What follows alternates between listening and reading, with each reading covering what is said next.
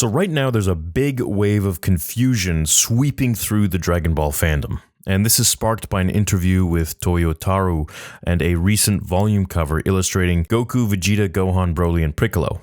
Many fans right now are believing that these characters are now confirmed to be equal in power, but is that really what Toyotarou meant? Today, we're cutting through the noise, analyzing the mistranslations that caused this mess, and all thanks to an Instagram page that I follow and like, which actually gave us the proper translation, which is Broly_.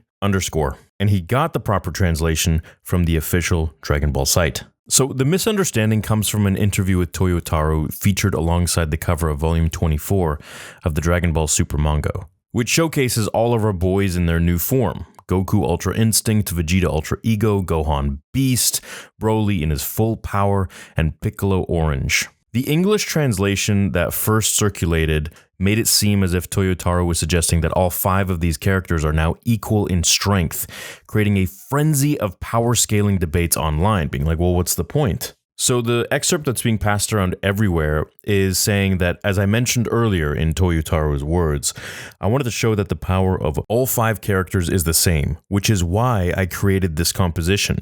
This is the hardest I've worked on a drawing so far, and I might not be able to spend as much time on a cover like this in the future. Also, in the background, there's Black Frieza, whose power difference is something to consider as well. Now, on the Dragon Ball website, it goes something like this, which actually is quite different. Toyotarou says, like I said before, I wanted to depict the rivalry between the 5 of them, and that cover illustration was born from that. I worked like crazy on that cover, and I don't think I'll be willing to devote so much time to a cover again in the future. Also, on the backside, there's Black Frieza, who's also part of the power level conversation. So it's implied that Toyotarou was questioning who among the 5 was the strongest, and that he intentionally drew them all in because they were on the same level in terms of power. So this led fans to believe that Toyotarou was officially stating that Beast Gohan equals Ultra Instinct Goku equals Ultra Ego Vegeta equals Full Power Broly equals Orange Piccolo, which is not true.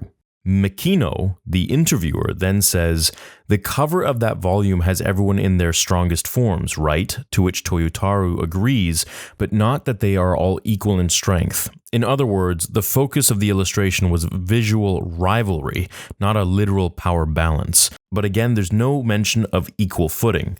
So let's make this clear. Toyotarou did not say that these characters are all equal in power. I mean, that would be kind of ridiculous. He drew them together because they represent the current top-tier rivals in the Dragon Ball story, and because their new forms represent the best of what each fighter has to offer right now. So let's just go down the list to break down what we know so far about each fighter's current form.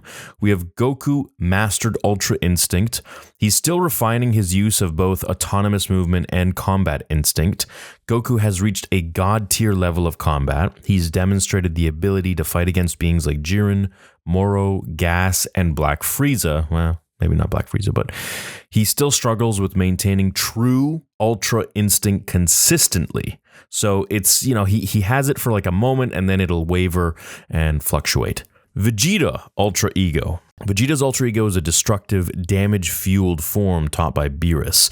It thrives on taking hits and getting stronger, but lacks the defensive grace of Ultra Instinct. In the manga, Vegeta pushes Gas to the limit using this form, but still falls behind in stamina and precision. The Gohan Beast emerged during Dragon Ball Superhero, where he one-shot Cell Max with the Special Beam Cannon. According to Piccolo, not even Goku or Vegeta could have beaten Cell Max. But he hasn't really seen their new forms, so that suggests that Beast Gohan may be on or even above their level, but we haven't seen him against someone like Black Frieza, so his ceiling remains uncertain. As we know, half Saiyan, half humans do have the ability to ascend in a weird form that goes beyond regular Saiyans. Broly Full Power is constantly evolving. So during the movie, he overwhelmed both Super Saiyan Blue Goku and Vegeta. However, once they fused into Gogeta, Broly was clearly outclassed. That said, his power grows as he fights, and he has the potential to rival or surpass god-level beings in given time.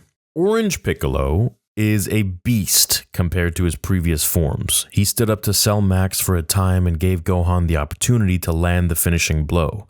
So this also negates the misinterpretation that we were just talking about, because if Orange Piccolo was able to be as strong as Gohan Beast, then he would have easily beat Cell Max just the same way that Gohan did. But even Piccolo acknowledged that Cell Max would have destroyed him eventually without Gohan's help. This suggests that Orange Piccolo is extremely powerful, but again, not quite at the level of Beast Gohan or the Saiyan gods. That being said, Piccolo does have his special abilities that nobody else has, like regrowing limbs, growing himself to a massive size, and his other abilities.